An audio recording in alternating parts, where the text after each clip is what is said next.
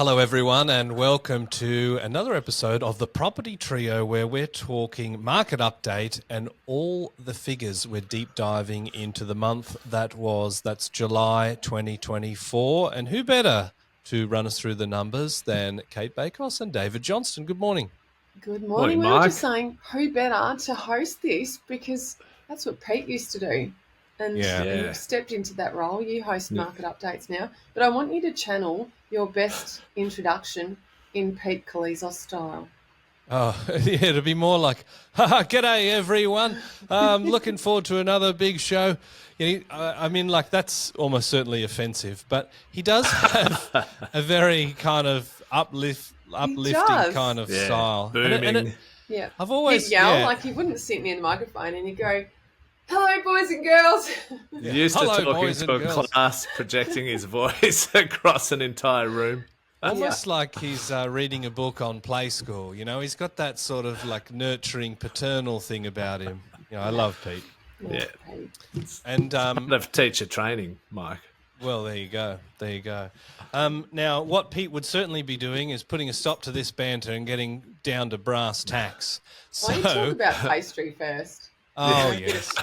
And the weather. And maybe a bit of crows. Check in on Theberton and places that I would call the Barton. And then we'd hear that leaf blower. Oh, yeah. His office would always have this leaf blowing guy, like on a Wednesday morning. We're letting the listeners peer behind the curtain. That's when we record usually. Poor Pete, Bless him. Drive him mad. Christie's Beach would often get a reference at some point. I miss him. Yeah. In many respects, the Australian property market was all within about 20 kilometres of his house. He's a big fan of Adelaide, and what a time to be investing in Adelaide. Going straight to the numbers, in second place for monthly growth,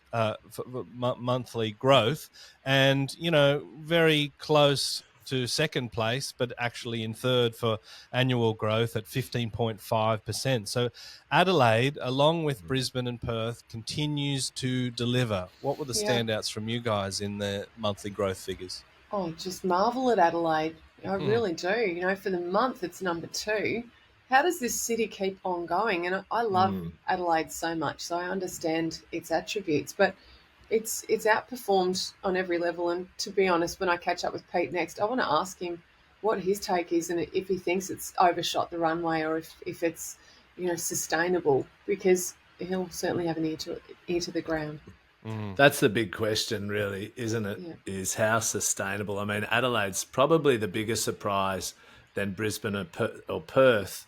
I mean, historically, Brisbane and Perth have both, for example, had higher median values for houses than Melbourne, but Adelaide, or all dwellings has never hit that point. And for all dwellings, and I know, look, it's a bit skewed because there are much less units in many of the other capital cities than Melbourne, but for all dwellings, Adelaide's actually going to go past Melbourne, even though their house median and their unit median's much lower than Melbourne's. But yeah, that's a big question. And I think, we're one of the signs, and you've included a chart in here, which I was also going to talk to, which is the fact the lower quartile value properties are those that are outperforming at the moment, which is generally the sign that we're getting towards the end of a cycle. Many of our long-term listeners will be aware that usually the top-end value properties, the upper quartile, tend to lead an upswing in a market cycle. And so therefore, it makes sense that the bottom quartile is the last to last during a positive movement in the property cycle. And I guess that's sort of reflected in those capital cities, which historically, they have more lower value properties available for investors.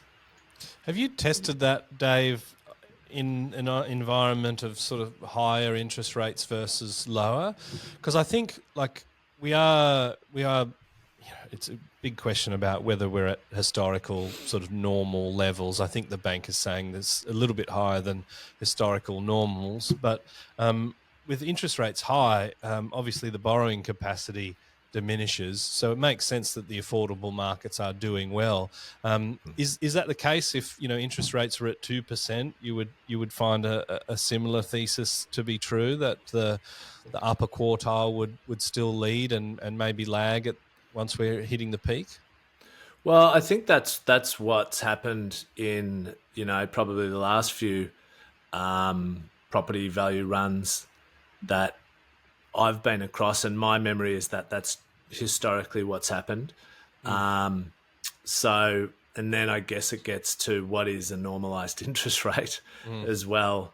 I mean, because history would suggest the rates we're at the moment is pretty average. Yes.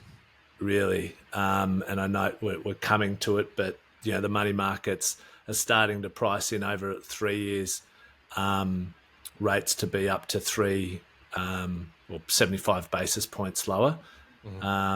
So, maybe that gets us back to more of an average historical interest rate. But I suspect once we're right on the door, or that first rate reduction takes place, we'll see some movement in the more expensive capital cities again, and potentially the upper quartiles once more.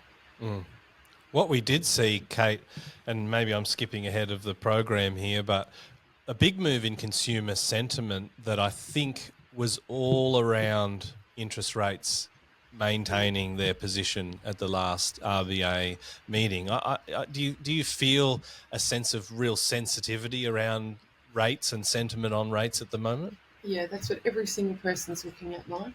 Right. I don't think, if you just think about the horse with the blinkers, that's what absolutely everyone cares about.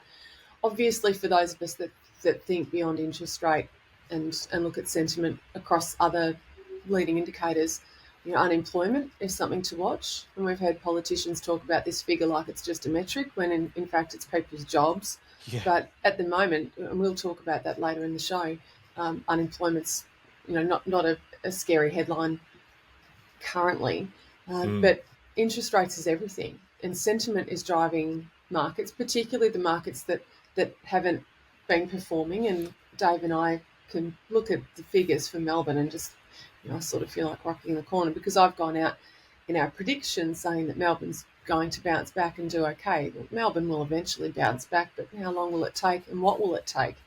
We've really underperformed of late, and we were the most miserable performing, or second most miserable performing city for the month and the quarter and annually. So we're not performing strongly at all, and there's a lot of reasons for that. Our listing activity, which we'll touch on, is also part of the problem. We've had more generous numbers of new listings than other cities, but there's still some headwinds there. And I know anecdotally, everyone's talking about interest rates, and the interest that we've got in the Melbourne market from a speculation point of view is from interstate buyers, the majority of whom are Sydney-siders. They're all saying, relative to other cities, the value proposition's looking great, and the chance for the bounce back and the amount of money that they could potentially make when that happens is looking like short to medium term gains are on the table. But until we have something trigger a change in sentiment, I don't see Melbourne doing much differently to what it's doing. It's just bumbling along, and it's pretty static. We used to talk about timing the market versus time in the market, and time in the market always sort of tended to trump timing, but it feels like everyone these days is trying to do both, right? Like, I want to get into a market to get that upswing, and then I'll stick around. Whatever it does is what it does, but I must get in at the ground floor. Are you sort of feeling that from investor purchases in Melbourne? I am, but there's not that urgency. If you talk to someone in Brisbane, there's urgency. You talk to someone in Perth, there's FOMO. And that's because things are moving really fast, and people can see that. The social proof is saying to them, move now or miss out. There's none of that in Melbourne. In fact, I've got clients saying, well, I went to this auction and I know it was quoted 2.2 to 2.4, but it passed in, and the eventual sale despite the fact that the vendor's reserve was even above that, the sale result was still, at the top of the range. And for some, things are selling within the range, and that's for the auction-centric cities that declare price ranges. But my point is, there's no sense of urgency here because people are seeing things pass in, and they're seeing sales results that are lower than anticipated. So, there's not a sense of urgency in Melbourne. Although, if you look at different segments of the market, and we can chat about this when you're ready, the quartiles are certainly showing that the bottom quartile in Melbourne is showing a slight positive. And it's still not what I'd call a FOMO market, but there's competition.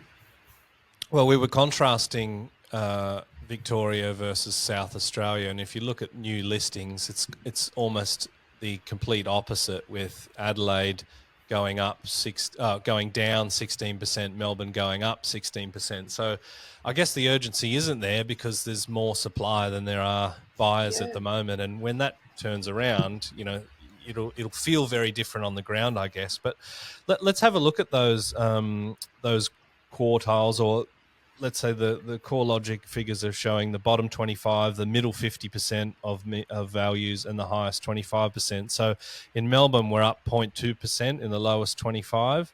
The middle is minus 0.4, so it's fairly stable. And then, of course, at the top end of town with the highest 25% of values is down 1.7%, a stark difference in Melbourne. What are some of the standouts in the other cities for you guys? Well, you can see that Melbourne and Hobart are a bit of a mirror image, to be honest. And considering these cities are very, very different, just population for starters, but also the market drivers and employers, and what specifically is driving activity in Melbourne versus Hobart. They're mirror images with their breakdown of quartiles. But then you look at Brisbane, Adelaide, Perth, and they're all mirror images of each other. What they all have in common, though, is the top end of town is growing at a slower pace than the bottom end of town. Yeah, and I wonder if, that top end of town tends to be closer connected to the stock exchange in rather than, the lower quartile or the mid 50%. I wonder if that's playing into it, or whether it's the availability of finance that's putting a drag on that. What's your read on that? Yeah, I think generally it's the affordability piece and the sense of what's happening in the market. And that's why when there's an upswing, it's generally led by those with the deeper pockets and the upper quartile. And once that starts to slow down, it's the lower quartile, the lower value prices that slow down the slowest because they're not as impacted by borrowing capacity and affordability. And also you can have obviously wealthier people, let's say, who might be in the upper quartile of income, but they're buying the bottom quartile of valued properties. Yeah. So it's not like a direct correlation to income demographics, let's say. So I think that's just it's a fairly consistent trend that occurs. But it's a sign. I think it's one sign that we're getting later in the cycle. There's a lovely graph in the notes for those cities. Yeah, lovely graph in the notes for this week where we're looking at from the onset of COVID to the end of July, what percentage growth we're at, and the change from peak to where we are now. So it's basically saying Sydney, Brisbane, Adelaide, Perth are all at the peak. And then we've got Melbourne down 4.4%, Darwin 5.2%, Canberra 5.8%, and Hobart winning the race of recession from peak at 12.5%, which is a lot higher than the national print ever tends to be in downturns. So it's very interesting to see Hobart suffering that much. But I mean, I suppose it did have a 26% or 26.9% growth from the onset to the peak, but contrast that to Brisbane, Adelaide and Perth, and they're all 60 to 70% growth huge, to the peak. Absolutely huge. It's not like there was so much room for Hobart to fall, right? No, and it's the power of that escapism from COVID lockdowns. I mean, that's what propelled Hobart at the time, and people couldn't sustain living off the mainland when things cranked up again and employers called them back to work. So that's my stark reason why I feel Hobart's not performed. And also when domestic travel was huge, when international travel was off the table, people did have places down there that they could go to and enjoy, and all of that's changed.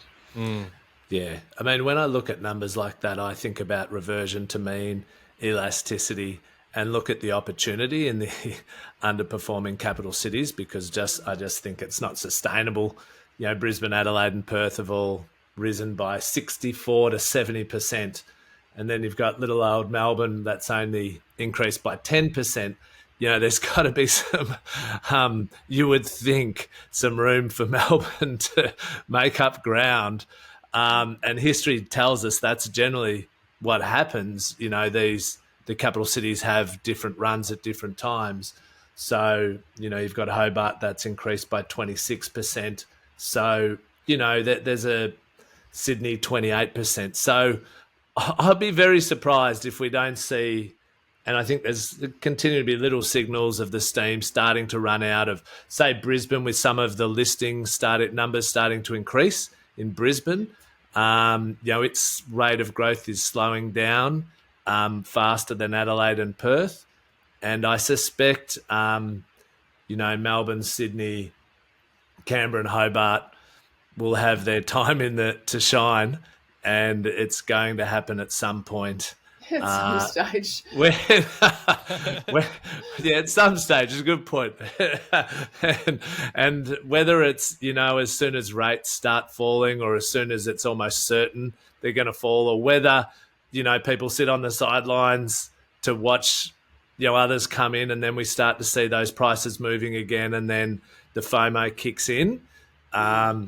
Yeah, but there's certainly, I think we're going to see a flipping of those charts in the next sort of 6 to 24 months of which capital cities are performing and which ones are underperforming. It is, but it also gets back to it, and it gets back to that point, doesn't it? Of, you know, time in the market, not trying to time the market, and you know, purchasing the right asset for your long-term property plans and goals. I listen to a few pods, and one I really enjoy is Stuart Weems with Investopoly, and maybe, you know, my ears pricked up because I was excited about what he was saying, but he's backing Melbourne as a long-term play, and his philosophy is that over that long term, so with like 10 years as the horizon he's talking about, he thinks Melbourne will be the city that outperforms. And that would be a great thing from a self-interest point of view. But I'm intrigued, and you know, he's not just making this stuff up. No. He talks a lot about mean reversion as well, and it's not the only methodology that you'd apply to predicting growth, but it's fascinating. Well, I think one thing we do know, and we've probably covered in some of our episodes where we've looked at long-term returns, and if you are getting into a market around where it's at a historically low base, and I think it's fair to say Melbourne is, relative to where it normally sits compared to other capital cities' values, there is a benefit to timing to get into a market when it's at that lower ebb. Yes. And you do have much more of an upswing, and it's like when we've run some episodes where we've looked at who's performed the best over the last 10 years. Well, a big part of that was the timing of who has really performed quite poorly leading into that 10 years. Yeah. Low bases count for a lot. Yeah. And, you know, we've probably all seen enough sort of long-term charts where the timing of when you start that 10-year period or 15-year period is really important to the outcomes of which capital cities win and which ones come middle of the road or last. And do you know what I've found? And I've been investing for, I've got to think this through now, turning 50 very soon, and started at 21. I got really serious about investing just over 20 years ago. And the market timing for the first cycle, you're right, Dave, you can sit above or below and you know, lament the performance of your asset because of your timing. But in the second and subsequent cycles, means nothing. Yeah, exactly. Yeah, if the race starts today and we're going for the next 10 years, it's going to be hard for places like Perth to beat Melbourne, because Melbourne's right at the bottom, and Perth, you know, we keep saying, like, is it at the top? Maybe it's not, but it's got to be close, right? So over the next 10 years, you know, Melbourne's got this huge advantage. It's starting at the top of the mountain with gravity pushing it down, whereas Perth has got to be slugging it up. That's not financial advice. And to be honest, like we were talking about, we were talking about Pete Koulizos in the opening, and the last time he came on the show was to talk about his predictions for 2023, and of course we made our predictions for 2024. And to be honest, I'm not really looking forward to recapping 2024. I think there's going to be, you know, maybe some gold from some of us. You guys perhaps a lot more than me, but there's going to be pain. I mean, we're going to eat some humble pie. 1,000%. I backed Melbourne again. I'm not backing it anymore. What do they say to be a great share investor? You have to get 6 out of 10 right, just above average. So we'll make that probably the the goal. same with predictions. Well, speaking of predictions, one thing that is kind of an age-old predictor of capital growth is rental yields. Tends to be a precursor of growth, depending on who you speak to. But we've got an interesting chart that shows really kind of the majority of the country, both in houses and units, kind of slowing that pace of growth. I mean, still in decade sort of specific terms, these are high numbers, but they're moderating, except for some of these markets that really did see a drop, like Canberra, Hobart, and Darwin. What are the key takeaways on rents for you guys? Well, I mean, the trend I've been talking about each month of the rate of rental growth reducing month on month just continues. And so CoreLogic's Hedonic Rental Index was only 0.1% higher in July. So it was the smallest monthly rise since August 2020. So rents grew by the slowest rate, but they still grew, but just by 0.1. They're almost level since August 2020. So for pretty much just about 4 years, it's the slowest rate of rental growth. So in Sydney and Brisbane, the pandemic, everything was just going gangbusters. That gangbusters then calmed down and smoothed out. And the best way to think about it is if you could have asked $600 a week for your property 2 months ago, you might be asking $590 or $580.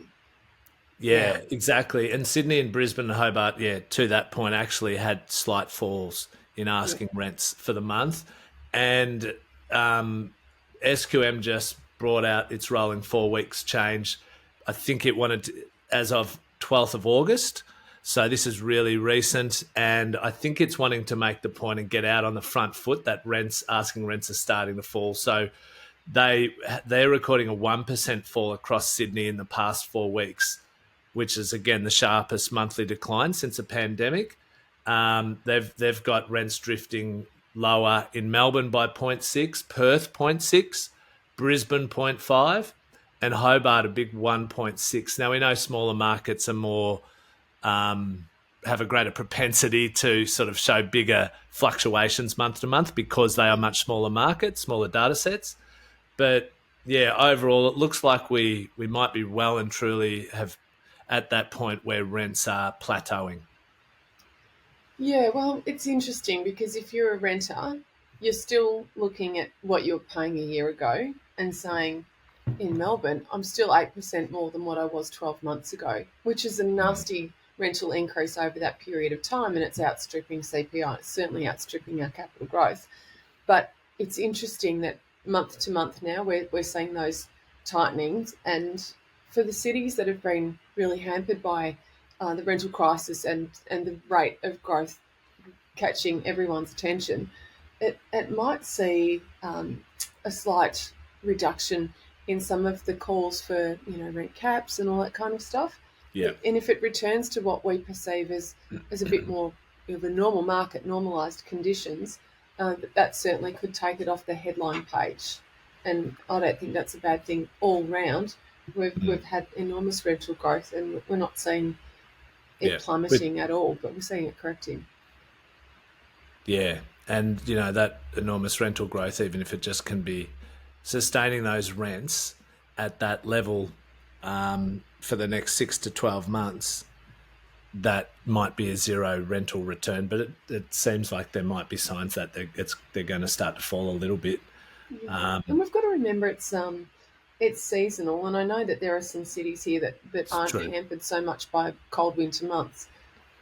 And Perth is still top of the pops there. But if you look at the other months, the other cities, they're cold cities, and typically winter is a terrible time to find a renter anyway. Yeah, and that'll be playing into these figures as well, and that's worth mentioning that historically rents do grow a bit faster at the start of a year when more people are moving into new rental properties. So that will be part of that trend. Another piece of the good news here in terms of with the CPI data, so we know the rental data does lag a fair bit as it goes through to the CPI. So but it is a big number in the CPI basket that'll probably flow through towards the end of the year. So it's just another, sign of rates being more likely to be reduced as the next move, which certainly the money market's already pricing in. And they're still pricing in that we'll have one rate reduction at the end of this year, even though Governor Bullock said she wouldn't be reducing them until next year. Corner. But we know as soon as they make a prediction and fall into that trap, it usually is wrong. So, yeah, I had a mate that used to work at the RBA, and of course, be their job to kind of manipulate the currency. And he basically sort of said, there's everything that we do comes with an announcement effect. Whether we're active or, whether we're selling, like it's what we actually do is disproportionate compared to the sentiment of us doing something and what that does to the market. It's an interesting one, and it makes me think about Michelle's kind of saying, or Governor Bullock, I should probably give her a proper title. She's basically not wanting people to change their behavior because there's light at the end of the tunnel, because if people change their behavior thinking about a positive outcome, well, that positive outcome might not come at all, or at least be delayed. So, it's a tough gig, isn't it? Like you've got to, there's the truth and what is happening, but then there's what's the best commentary to keep things going in the right direction. Well, let's talk about just how flaky it all is, because I love to keep an eye on the RBA rate tracker. And it's an indicator, and it shows you what the markets are predicting. And at the moment, when you're historically, for the last few months, when I've looked at this chart, is it no change or is it a rate increase? Now that it's showing no change and a rate decrease, and it spiked to 100% rate decrease on the 5th of August. And then on the very next day, it was back to 50-50. Now it's pretty much sitting around 70-30 or 60-40 over the last couple of days. And you might recall on the 5th, that was when we had the stock market wobble, and all of the markets were saying, okay, fine, we're pricing in a rate decrease. And it's fickle, because we've got a lot of things feeding into this, yet it can flex from 100-0 to 50-50 in a 24-hour period. And markets play a really significant part in this. So I do think that our chance of a rate decrease in the shorter term is looking reasonable. But I also note that the feedback that we're getting in the guidance and the leading indicators pretty flaky. You guys are saying nothing. Yeah. What do you think? I think it's less reliable in this. Well, I think it's less reliable in the short term with certainty until we are very certain that something's going to happen, that there's going to be a movement up or down. But whilst that next move is further out into the distance, it's very hard to know when that'll be. And, the further out in the distance that next move will be, the less certainty you can have in which direction it'll be. But it's certainly, at the moment, looking much more likely the next move will be down. Yeah. And we've already seen other reserve banks start to make their first reductions in interest rates overseas. Yeah. It'll be interesting to see when we start talking about rates and housing in the lead up to the next federal election, I mean, I'm not terribly excited for the campaign to start, a year in advance or 8 months in advance, but it's got to start happening soon. And, that's a good segue into vacancy rates. Really, the only kind of balanced market right now is Canberra with a 2.2% vacancy rate. That's, I think, what people would call kind of a healthy demand versus supply ratio. But the rest of the country, I mean, we've got a 1.3% vacancy rate carried through from June to July. It's still very tight everywhere, right? Really tight, yeah.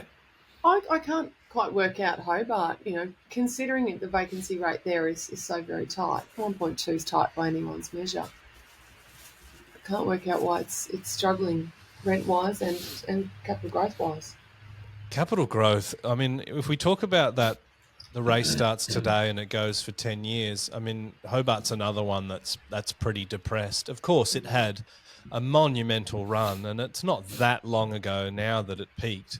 That was on a previous sheet. That would have been helpful information to have in front of me. It's just it's incongruent with its vacancy rate. That's the only anomaly in the Hobart data for me. Yeah, I think how they're captured, or whether there's Airbnb still that are not taken, that aren't being counted in the data. There's something askew there. March 2022 was the peak of the market for Hobart, and regional Tasmania was May. Yeah, the high listings is obviously playing a big role in what's happening in Hobart with Hobart prices. Yeah, absolutely. There's usually a little bit of a correlation with rents, though, and it's not seeing it. But I think the Airbnb market's quite different down there. Funny you should mention rents, Dave, or listings, I should say, because that's the next sheet that I wanted to talk about.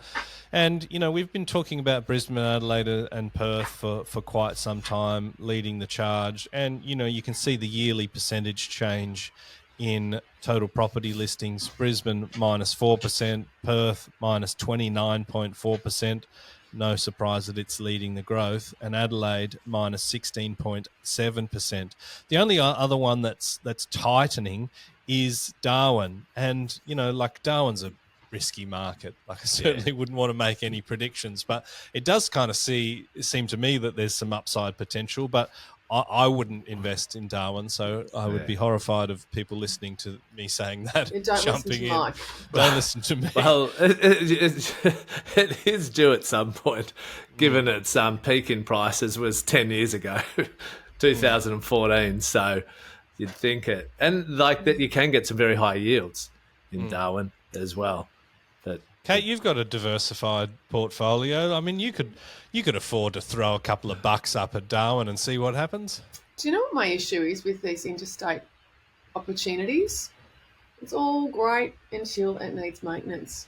Oh, yeah. Try and get a tradie to look after you and do an honest and timely deal when you're living a couple of 1,000 kilometres away. It just doesn't happen. You get absolutely ripped off. And it doesn't matter how good your property manager is. It's a sad state of affairs at the moment. And so I then have to deploy my husband. He has to travel across the continent with the trailer rigged, and then I don't see him for a couple of months, and I just don't love it.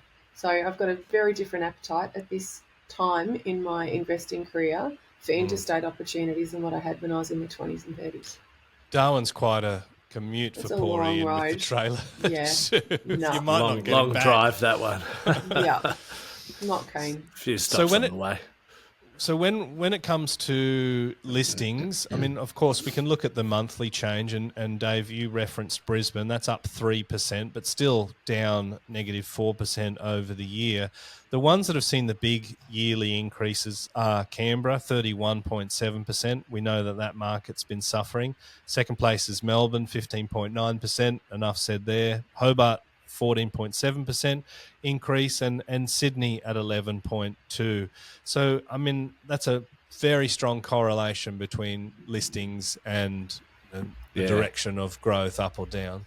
Yeah, what we can look at is, and it's actually the chart below, which I also had, which is new listings changed from equivalent period last year. And if you look at that, Brisbane is now leading 6.1%. For new listings. For new listings. Yeah. So that's actually a smaller time frame viewpoint than the annual changes we were just talking about. So that gives us a bit of a signal that, Brisbane might be about to start to, we know its price growth is falling, and it might be starting to move into a territory where they have an abundance of new listings, and those numbers start to look like maybe Melbourne, Sydney and Hobart's have for the last 12 months. It'll be interesting if that happens. It's definitely one to watch, but when we look at total listings, it's still in deficit, which means everything's just getting soaked up so quickly. And Mike and I spent a nice weekend with all of the Reba crew in Sydney, and the Brisbane people are just finding the market so brutal. It's like what we had in 2021 when FOMO was just everywhere and property listings were just getting snapped up before the board even went up. I do feel for people who are working in those conditions. But, David, it is a surge of activity, and I've wondered the same thing. Is this the start of a slowdown for Brisbane, or is it a bunch of vendors capitalising on the good conditions? And the spring market. Yeah. So again, like we always say, when there is a change in the data, then it's a matter of watching that trend until the trend becomes your friend. And so we should watch that one each month for the next few months. Do you know what I wish we could do? And I'm sure there's a way for our data houses to do it. I just can't get my hands on it quick enough. I'd love to see the listings segmented like the sales are segmented into quartile components. And I'd also love to know how well we can track investor-led listings with the limited information that we have about previously advertised rental properties. Melbourne has a surge of listings, but I've got to say they're not quality family homes. They're either messy renovators that investors can't hold because it's just too much of a cost imposition for them to bring them up to minimum rental standards, or it's townhouses and units with investors letting them go because of cash flow constraints with interest rates where they're at. So we've got this market that's looking like it's been hit with lots of fresh listings, but some of these listings are quality, but they're not for everybody, and that's the problem. So your house buyers, your home buyers are still saying that there's a bit of a deficit, whereas anyone looking for a unit or an apartment or a townhouse, there's heaps of them. I like that. Yeah. That's a good idea, Cate, and I reckon I'm up to the challenge. I think I could maybe get something on that. Okay. Stay tuned. Awesome. Consumer sentiment I referenced in the opening as well. There's a couple of big takeaways for this is the August data. Family finances versus a year ago and the interest rate expectations index. Those are some standout ones, Cate. They are. So interest rate expectations index, it's interesting. We've seen a drop there of 15% in just the month. And what's that telling us? That people are now saying that they're less, they're anticipating an increase less than what they were a month ago, which isn't a big shock.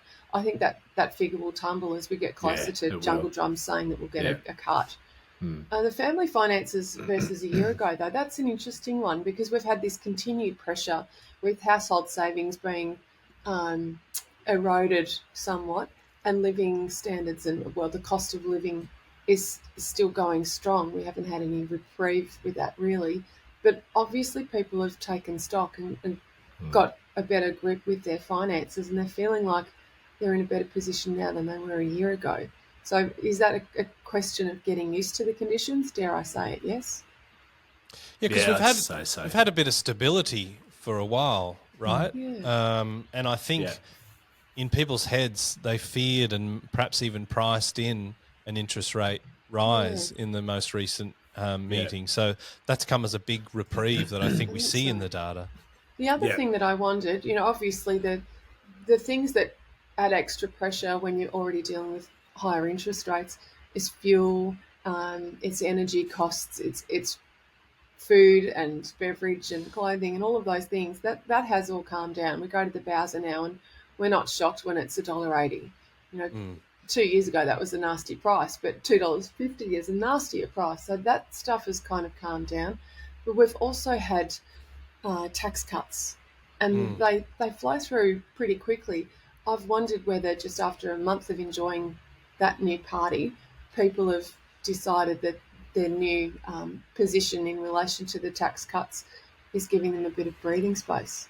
Yeah, that's a good point. And I suppose if you look at inflation, there's been some moderation, but things like rents, as Dave mentioned, that's a disproportionate part of the basket. And we're still seeing huge increases in insurance premiums. And that's something that I think people understate the impact of natural disasters in Australia and how that can kind of feed into inflation as well. If we're getting some mass natural disasters, with floods. I mean, there's floods, I think, in northern New South Wales at the moment, or at least there's a watch on it. And then, of course, heading into the bushfire season every year, it's kind of like, cross your fingers and hope we can get out of that unscathed. But the insurance companies, it's funny, when the world was debating about whether climate change was real, the insurance companies, I was reading their policy papers and their conferences. They already had it priced in. They already had it modelled, right? So that gives you a fairly good clue that they knew what was going to happen. 100%.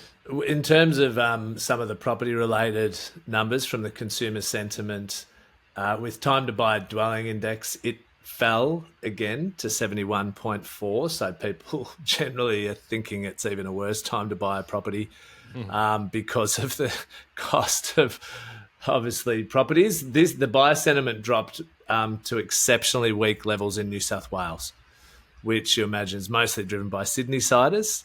So it's at the lowest at 66.1, and was a little less bleak, a little better in Victoria and South Australia, around 76. So, yeah, nationally the index has been at extremely weak levels, at or below 80 for 2.5 years now, which is actually easily the most sustained depressed period for home buyer sentiment in the history of the survey. But I think that's just a combination of not just the prices, but the rapid rise in interest rates and the perceived change of, the speed of the change. And I guess there's asset price to income ratios that are kind of feeding into that as well, right? We know that it's harder to buy a house today than it was 10 or 20 years ago. Yeah. Look, at finance, I find a lot of the flexibility in financing, is a big reason why you can still buy properties for a greater multiple of your income than you used to be able to. The flexibility of financial products is significant. And we have the most flexible financial products in the world, with offsets and redraws and interest onlys. And so it's very hard to measure the impact of the flexibility of our loan products. But we've been very innovative, and that's played a big part, I think, in the ability for us to continue to drive up property prices and purchase properties that are a higher multiple of the average income.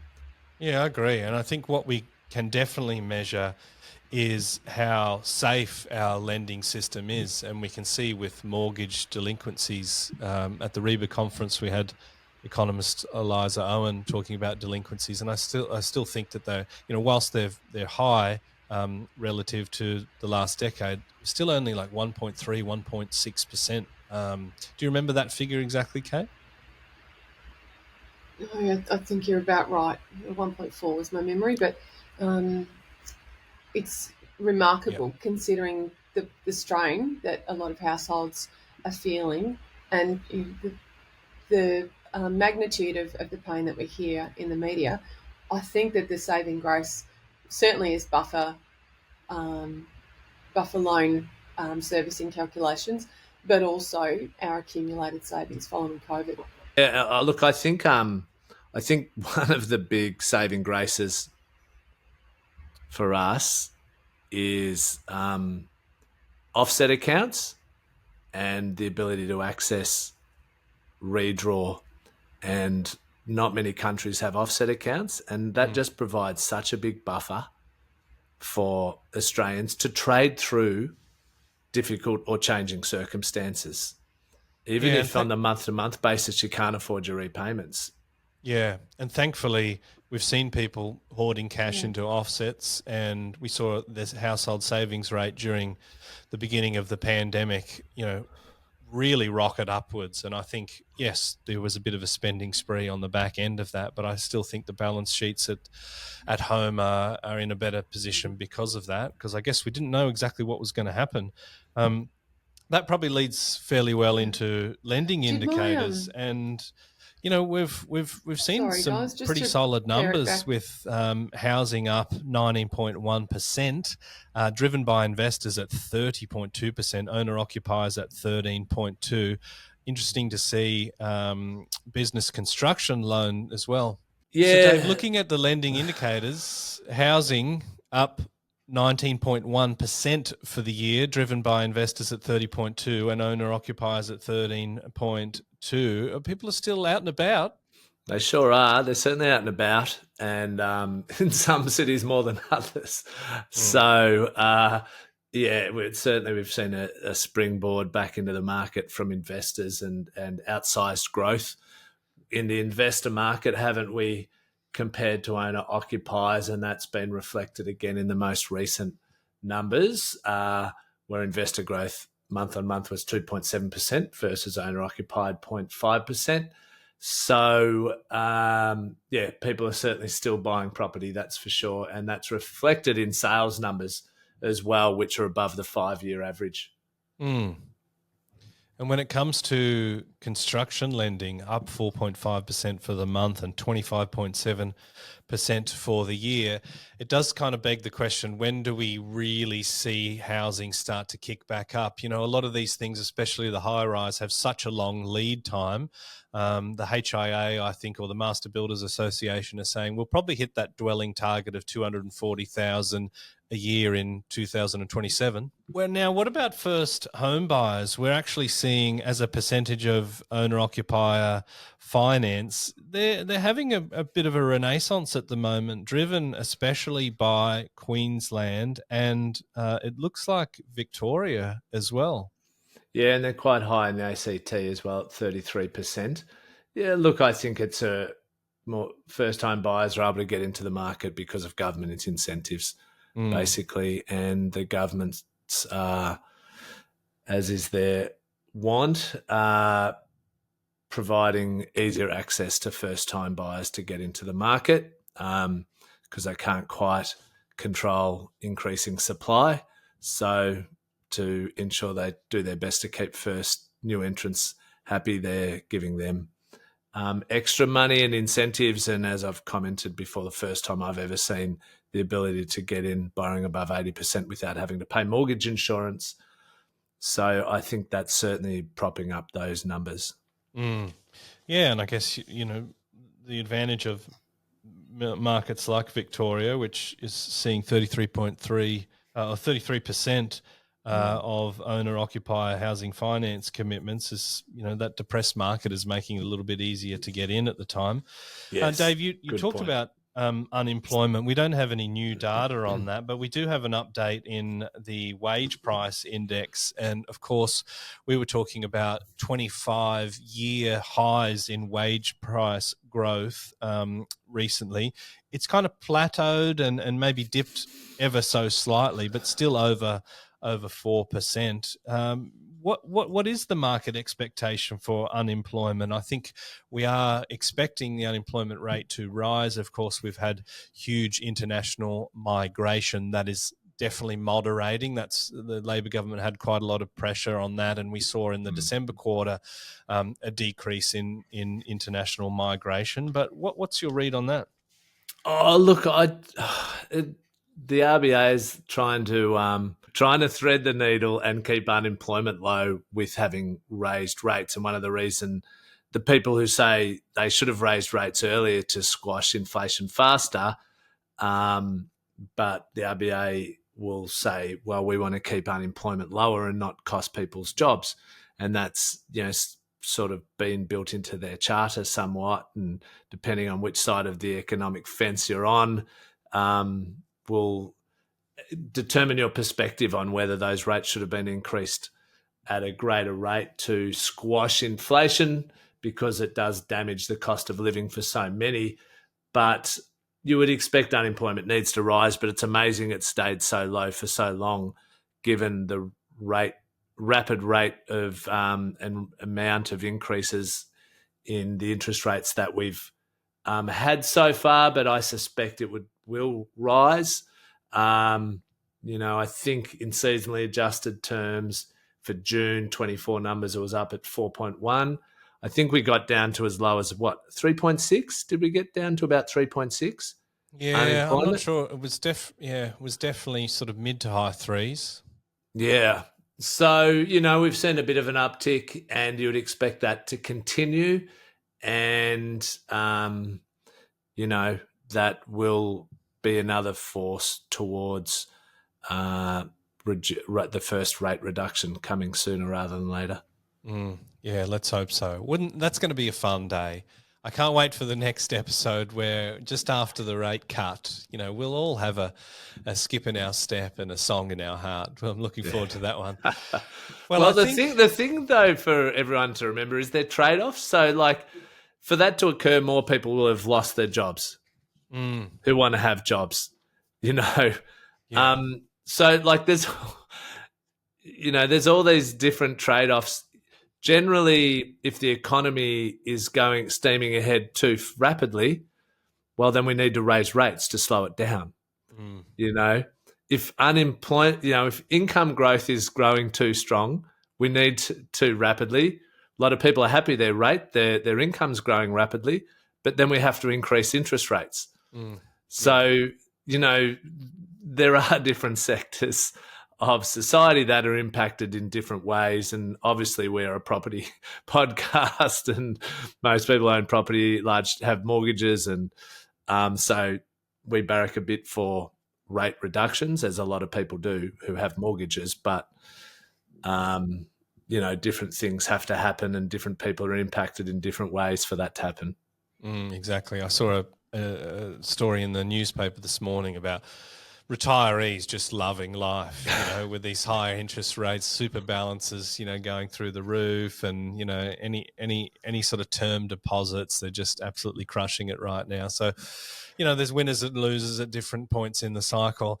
Yeah. I think Stage of life. That's been the month that was July 2024. So let's go into the gold nuggets. Now it's time for us to go mining for our gold nugget property tip of the day. My gold nugget is that whilst these episodes, these monthly updates are great, and we do get quite a lot of people tuning into this sort of stuff, month to month isn't a big indicator of movements. It's really the trends that we need to look at when we're looking at the quarters and the annual figures. And we can see some really, really strong correlations with capital growth and listings activity. So those are the things that we want to look at over a broader time frame than month to month. It's fun looking at the sugar hit of the month to month, and often there's something in it, but it's that greater trend that I think as property investors we need to focus on. 100%. And look, the month to month trend only really matters if on a macro level, if you're willing to purchase interstate. If you're not willing to purchase interstate, well, then I certainly think that now is always the best time to buy if it suits your own personal financial circumstances. If you're willing to purchase interstate, then, marry up the best asset at your price point in the most appropriate location around the country. And then you might factor in the longer term trend of that, or those cities or regional cities that you're looking to purchase within. But otherwise, it's interesting to talk about. But if you're only going to buy in the city you're living in, it probably doesn't matter too much. Yeah, good point. Well, it's been a fun episode, Mike. We lost Cate about 15 minutes ago because of her internet connection. So it's quite possible that that's why our listeners will not hear much of Cate, have heard much of Cate for the last 10 minutes or so. We're going to get some poor reviews for this episode just with her skipping out, I think, Dave. I was hoping to wait for her to jump in for the gold nugget, but I think we might have to call that an episode for today. And she'll be back, as ever, next week, and as will we. So thanks for tuning in. Yeah, hopefully with improved internet connection.